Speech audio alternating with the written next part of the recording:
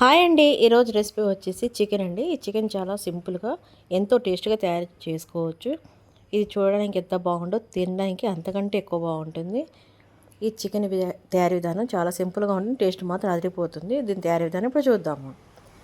ముందుగా చికెన్ తీసుకొని శుభ్రంగా కడిగేసిన తర్వాత అందులో పసుపు వేసుకోవాలి. పసుపు వేసిన తర్వాత 3 స్పూన్ల కారం వేసుకోవాలి. కారం వేసిన తర్వాత 1 స్పూన్ సాల్ట్ వేయాలి. సాల్ట్ వేసిన తర్వాత 2 స్పూన్ల అల్లం వెల్లుల్లి పేస్ట్, 2 స్పూన్స్ పెరుగు వేసి బాగా కలిపేసుకోవాలి. బాగా చక్కగా కలిసేలాగా కలిపేసుకోవాలి. కలిపేసి పక్కన పెట్టేసుకుందాము.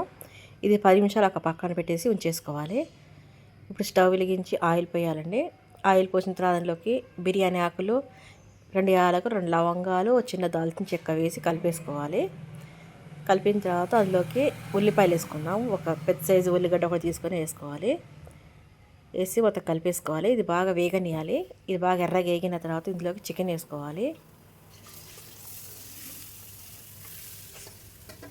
ఈ చికెన్ మొత్తం వేసి మొత్తం కలిపేసుకోవాలండి. స్టవ్ హైలో పెట్టుకొని కొంచెం బాగా ఫ్రై చేసుకోవాలి. వీటిని బాగా కలిపిన తర్వాత ఇప్పుడు సిమ్లో పెట్టేసి మూత పెట్టేసి ఉంచేసుకుందాము. తీసి చూద్దామండి. ఒకసారి మళ్ళీ కలిపేసుకుందాము.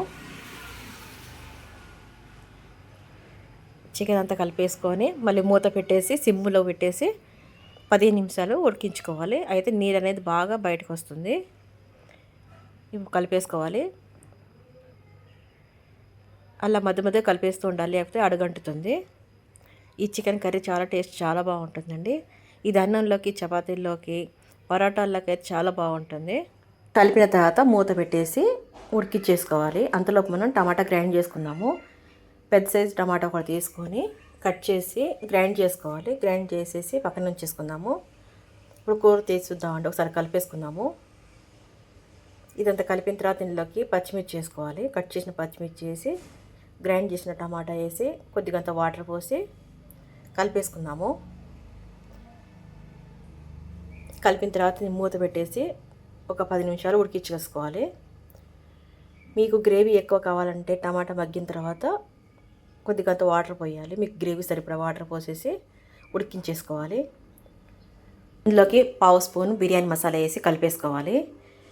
ఈ బిర్యానీ మసాలా వేయడం వల్ల కూర అనేది టేస్ట్ చాలా బాగా వస్తుంది. పరోటాలోకి, అన్నంలోకి టేస్ట్ రెస్టారెంట్ టైపే ఉంటుందండి. టేస్ట్ చాలా బాగుంటుంది.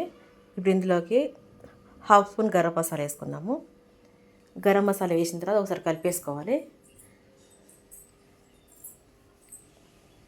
కలిపిన తర్వాత మూత పెట్టేసి 5 నిమిషాలు ఉడికించేసుకుందాము.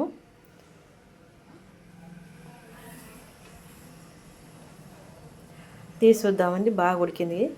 ఇందులోకి ఇప్పుడు కొత్తిమీర వేసుకోవాలి. కొత్తిమీర వేసి మొత్తం కలిపేసుకుందాము.